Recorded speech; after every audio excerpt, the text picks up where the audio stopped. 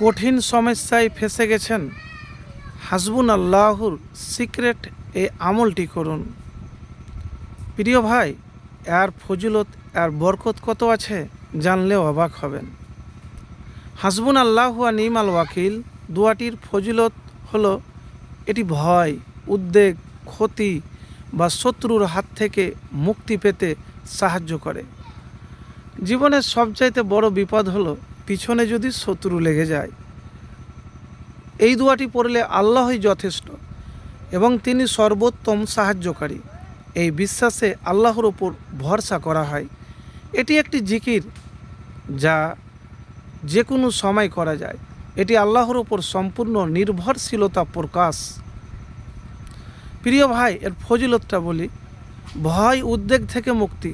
অসুস্থ বা উদ্বিগ্ন অবস্থায় এই দোয়া পড়লে আল্লাহ সাহায্য করেন এবং ভয়ভীতি থেকে মুক্তি দেন। শত্রুর মোকাবিলা, যখন কেউ কোনো শত্রু ক্ষতির আশঙ্কায় থাকে যে আমার পিছনে শত্রু আছে, ক্ষতি করে দিয়েছে, ফেঁসে গিয়েছেন, শত্রু পিছনে লেগে গিয়েছে, তখন এই দোয়া বিশেষভাবে কার্যকর হয়। আল্লাহর উপর ভরসা। এই দোয়াটি আল্লাহর উপর সম্পূর্ণ ভরসা করার একটি প্রকাশ, যেখানে বলা হয় যে আল্লাহই আমাদের জন্য যথেষ্ট এবং তিনি আমাদের কর্মবিধায়ক এবং সাহায্যকারী। বিপদ থেকে রক্ষা। অন্যান্য বিপদ থেকে রক্ষা পেতে এক হঠাৎ বিপদ, ফেঁসে গিয়েছেন, কোনো রাস্তা আপনি দেখতে পাচ্ছেন না। হজরত ইব্রাহিম আলাইহিস সালামের উদাহরণ আপনাকে বলবো। হজরত ইব্রাহিম আলাইহিস সালামকে আগুনে নিক্ষেপ করা হয়েছিল, তখন তিনি এই দোয়াটি পড়েছিলেন। এটি আল্লাহর উপর তার গভীর আস্থার প্রমাণ। তো প্রিয় ভাই, আমি এতটুকুন আপনাকে বলবো যে হাসবুন আল্লাহু নি'মাল ওয়াকিল আপনি বেশি বেশি করে পাঠ করবেন। এই দোয়া আল্লাহর কাছে সরাসরি কিছু চাওয়া হয় না। আল্লাহই যথেষ্ট ও এবং উত্তম সাহায্যকারী। অন্য দোয়ার মতো আল্লাহর কাছে কোনো আবেদন করা হয় না। দোয়াটি এতটি গুরুত্বপূর্ণ যে হজরত ইব্রাহিম আলাইহিস সালাম ও প্রিয় নবী মুহাম্মদ সাল্লাল্লাহু আলাইহি সাল্লাম সবচেয়ে কঠিন সময়গুলিতে এই দোয়া পড়তেন। তো প্রিয় ভাই,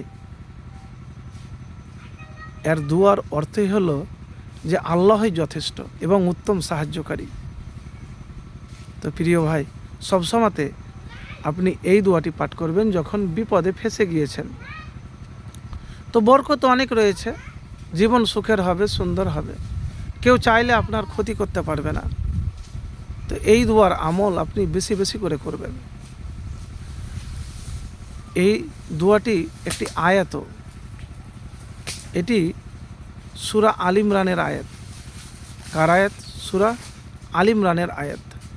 তো এই দোয়াটি আপনি চলতে ফিরতে, উঠতে বসতে সব সময় পাঠ করবেন আর দুরূদ শরীফ পাঠ করবেন।